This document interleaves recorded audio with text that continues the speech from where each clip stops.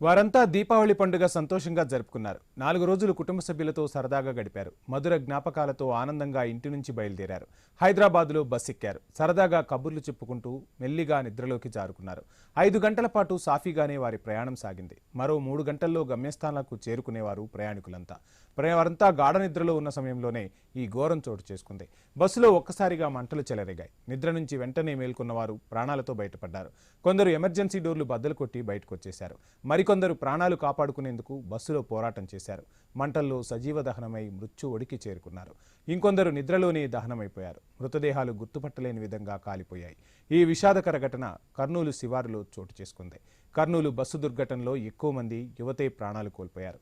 తల్లిదండ్రులకు కడుపు కోతను మిగిల్చిన తీవ్ర విషాద ఘటన ఇది. కొన్ని గంటల క్రితం వరకు తమతో ఆనందంగా గడిపిన బిడ్డలను కోల్పోయిన బాధితులు కన్నీరు మున్నీరుగా విలపిస్తున్న దృశ్యం ఇది. చేతికి అందొచ్చిన పిల్లలను కోల్పోయి తీవ్ర మనోవేదన చెందుతున్నారు ఆ తల్లిదండ్రులు. ఆత్మీయులను కోల్పోయి గుండెలవిసేలా రోదిస్తున్న దృశ్యాలు అందరినీ కంటతడి పెట్టిస్తున్నాయి. ఈ ప్రమాదం తమ జీవితాల్లో చీకట్లు నింపిందంటూ విలపిస్తున్నాయి బాధిత కుటుంబాలు.